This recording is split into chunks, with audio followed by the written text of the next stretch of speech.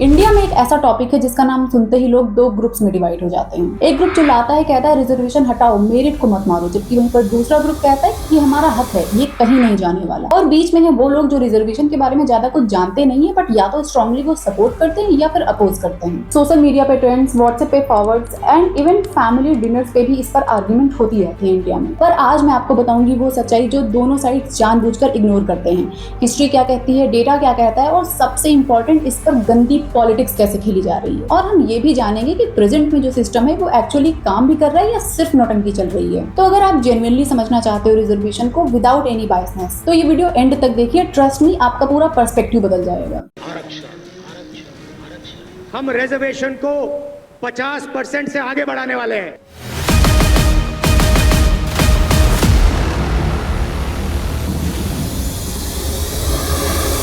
सबसे पहले समझते हैं बेसिक्स की आखिर ये रिजर्वेशन होती क्या है। सिंपल वर्ड्स में इंडिया में एजुकेशन एंड गवर्नमेंट जॉब्स में कुछ सीट्स रिजर्व रहती हैं सर्टेन कम्युनिटीज के लिए। लाइक एससी के लिए 15%, एसटी को 7.5%, ओबीसी को 27% and EWS economically weaker section को 10%। मतलब टोटल 59.5% सीट्स रिजर्व रहती हैं और बाकी की 40.5% सीट्स पे ओपन कंपटीशन होता है। और ये सिर्फ सेंट्रल लेवल तक की बात है। स्टेट्स अपना अलग से भी रिजर्वेशन देते हैं और कुछ स्टेट तो बहुत आगे निकल चुके हैं, लाइक तमिलनाडु जो 69% रिजर्वेशन देता है, जबकि सुप्रीम कोर्ट ने लिमिट लगा रखी है कि 50% से ज्यादा नहीं होना चाहिए। ये थी इसकी थोड़ी बहुत बेसिक्स।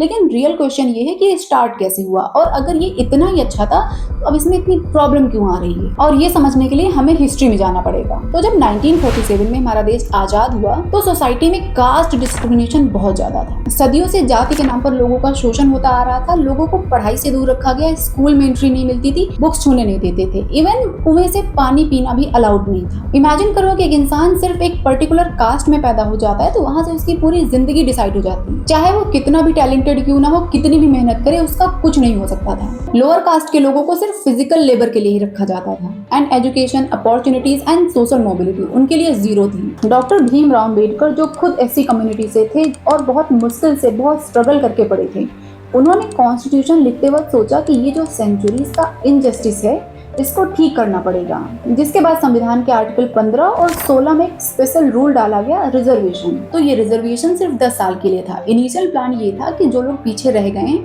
उनको कॉलेजेस में एंड जॉब में चांस दिया जाएगा। जब वो सेटल हो जाएंगे तो रिजर्वेशन को हटाकर मेरिट बेस्ड सिस्टम चालू कर दिया जाएगा। लेकिन इंडिया में टेम्परेरी चीज परमानेंट बन जाती है। अभी भी वही 10 साल का प्लान चल रहा है और इवन उसको और बढ़ाया गया है। और इसी वजह से इसको लेकर प्रोटेस्ट होते रहते हैं। कोई कहता है खत्म कर दो, कोई कहता है बढ़ा दो।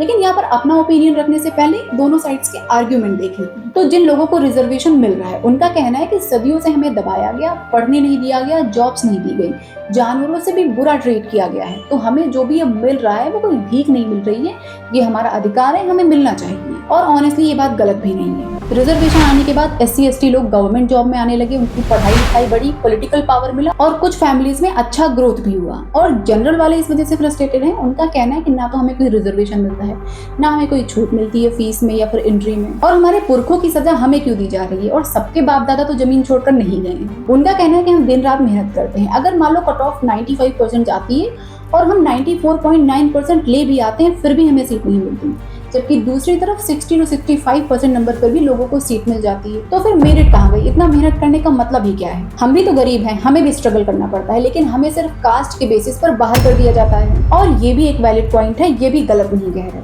अगर आप ये देखो कि रिजर्वेशन का सबसे ज्यादा बेनिफिट ले कौन रहा है, तो डेटा कहता है मोस्टली वो लोग जो लोग already educated and economically stable हो। एक IAS ऑफिसर का बेटा या फिर एक डॉक्टर की बेटी, ये लोग फिर से रिजर्वेशन ले रहे हैं जनरेशन आफ्टर जनरेशन। जबकि एक्चुअल ग्राउंड लेवल पर SC ST and OBC family जो जेन्युइनली गरीब और अनएजुकेटेड हैं, उन तक ये बेनिफिट्स पहुंच ही नहीं रहे हैं। और रिजर्वेशन के पूरे मुद्दे पर एक टॉपिक ऐसा है जिस पर लोग इग्नोर कर देते हैं, लेकिन वही सबसे इंपॉर्टेंट है, वो है पॉलिटिक्स। क्योंकि रिजर्वेशन सोशल जस्टिस का टूल कम वोट बैंक पॉलिटिक्स का वेपन ज्यादा बन गया है। ये है पॉलिटिकल रियलिटी। क्योंकि SC ST एंड OBC मिलाकर 70% प्लस पॉपुलेशन है। इसीलिए कोई भी political party openly reservation reform की बात नहीं करती। इवन कंपटीशन चल रही है कि कौन ज्यादा रिजर्वेशन देगा। तमिलनाडु 69% रिजर्वेशन दे रहा है। महाराष्ट्र में मराठास के लिए अलग से रिजर्वेशन की बात हो रही है। राजस्थान, कर्नाटक, सबकी अपनी अपनी अलग अलग पॉलिटिक्स चल रही है। और अब तो एक नई डिमांड भी आ रही है कि प्राइवेट जॉब्स में भी हम रिजर्वेशन देंगे। कुछ स्टेट्स बोल रहे हैं कि प्राइवेट कंपनीज को भी अपने स्टेट्स के लोगों को प्रायोरिटी देनी होगी, कोटा लगाना चाहिए। मतलब एक दिन कंपनीज भी इंडिया से भाग जाएंगी, बोलेंगे कि हमको अपने मेरिट पर हायर करना है,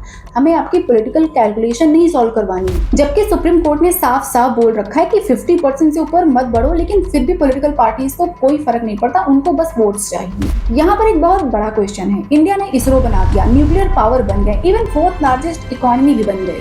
अगर हम इतना कुछ कर सकते हैं तो हम कुछ कम्युनिटीज को ऊपर क्यों नहीं उठा पाए, जबकि 75 साल से ज्यादा हो गए देश को आजादी हुए। और शायद इसका जवाब है कि जानबूझकर नहीं किया जा रहा है, क्योंकि अगर सब लोग समझदार हो गए, एजुकेटेड हो गए, इकोनॉमिकली इंडिपेंडेंट हो गए, तो फिर इन पॉलिटिकल पार्टीज की रोटियां नहीं सीखेंगी। फिर उनको एक्चुअल में काम करना पड़ेगा, डेवलपमेंट करना पड़ेगा, और वो लोगों को बेवकूफ भी नहीं बना पाएंगे। इसी वजह से रिजर्वेशन को एक टूल बना के रखा गया है वोट बटोरने के लिए। सोशल जस्टिस के नाम पर वोट बैंक पॉलिटिक्स चल रही है और इसमें दोनों साइड के लोग फंस गए हैं। अगर मैं अपना ओपिनियन दूं तो मैं रिजर्वेशन के अगेंस्ट नहीं हूँ। मैं ये बात मानती हूँ कि हिस्टोरिकली अन्याय हुआ है, और वो अन्याय सिर्फ 1-2 साल नहीं बल्कि सेंचुरीज तक हुआ है। इस वजह से इसका कंपनसेशन जरूरी है। बट मुझे ये कास्ट बेस्ड रिजर्वेशन ठीक नहीं लगता जो अभी करंट फॉर्म में चल रहा है। अब क्राइटेरिया कास्ट नहीं बल्कि इकोनॉमिक कंडीशन होना चाहिए। जैसे एक SC, ST या फिर OBC का बच्चा जो ऑलरेडी IS है, IPS है, या फिर IIT में पढ़ रहा है, या फिर उसकी 15-20 लाख रुपए वो कमा रहा है, तो उसके बच्चों को रिजर्वेशन की जरूरत नहीं है। पर एक जनरल कैटेगरी का लड़का जो गांव में रहता है, फीस नहीं भर सकता, उसको हेल्प चाहिए। इस वजह से गरीबी देखनी चाहिए, कास्ट नहीं। अगर कोई फैमिली ऑलरेडी सेटल्ड है, इकोनॉमिक स्टेबल है, 2-3 जनरेशन ने बेनिफिट ले लिया है, तो अब नेक्स्ट रिजर्विंग पर्सन को चांस दो, उनको हटाया जाए वहां से। और इस चीज का रेगुलर रिव्यू भी होना चाहिए कि कितने लोग ऊपर उठ गए, किन लोगों को उठाना बाकी है, कौन कहाँ पीछे रह जा रहा है। और सबसे इंपॉर्टेंट, अगर लोगों को सच में ऊपर उठाना है तो फिर एजुकेशन पे फोकस करना पड़ेगा। सिर्फ सीट रिजर्व करने से कुछ नहीं होगा। सरकारी स्कूल्स को इम्प्रूव करो, फ्री कोचिंग फैसिलिटी दो, स्कॉलरशिप दो, प्रॉपर्ली इंफ्रास्ट्रक्चर बनाओ, क्योंकि सिर्फ सीट रिजर्व करने से कुछ नहीं होगा अगर बेसिक एजुकेशन ही नहीं मिल पा रही है। देखो, मेरा अपना मानना है कि हर कम्युनिटी प्रोग्रेस करे, कोई भी पीछे ना रहे। बट अभी जो सिस्टम चल रहा है वो सस्टेनेबल नहीं है, ये लोगों के बीच डिवाइड बढ़ा रहा है। Reservation versus merit permanent fight बन चुकी है, और पॉलिटिकल पार्टीज जेन्युइनली रिफॉर्म नहीं कर रही क्योंकि उनको वोट से मतलब है, सोल्यूशन से नहीं। सुप्रीम कोर्ट के 50% लिमिट को तोड़ने की बातें हो रही है, प्राइवेट सेक्टर में भी कोटा लगने की बातें हो रही है, और ये सब सिर्फ वोट बैंक पॉलिटिक्स है। और अगर सच में इक्वल सोसाइटी बनानी है तो इकोनॉमिक क्राइटेरिया लाओ, क्रीमी लेयर हटाओ, टाइम बाउंड रिव्यूज कराओ, और एजुकेशन इंफ्रास्ट्रक्चर इंप्रूव करो। पॉलिटिकल विल दिखाओ, एक्चुअल रिफॉर्म्स लाओ, सिर्फ वोट बैंक पॉलिटिक्स मत खेलो, तब जाकर कहीं जेन्युइन प्रोग्रेस होगा, वरना ये डिबेट अगले 100 साल तक चलती रहेगी। तो ये है रिजर्वेशन की रियलिटी। थोड़ा कॉम्प्लेक्स है बट दोनों साइड्स के पॉइंट्स वैलिड है। हिस्टोरिकल इनजस्टिस हुई थी, ये फैक्ट है। करंट सिस्टम में प्रॉब्लम है, ये भी फैक्ट है। पॉलिटिकल पार्टीज एक्सप्लॉइट कर रही हैं, ये भी फैक्ट है। और इसका सोल्यूशन क्या है, ये हम सबको डिसाइड करना पड़ेगा। आप कमेंट करके बताओ कि इकोनॉमिक क्राइटेरिया होना चाहिए या फिर कास्ट सिस्टम ही ठीक है? क्या क्रीमी लेयर को हटाना चाहिए? सुप्रीम कोर्ट की 50% लिमिट ठीक है, इसको कम करना चाहिए, फिर और बढ़ा देना चाहिए? अगर ये वीडियो हेल्पफुल लगा, इन्फॉर्मेटिव लगा, तो फिर लाइक एंड शेयर करो। तो मिलते हैं नेक्स्ट वीडियो में, तब तक के लिए जय हिंद।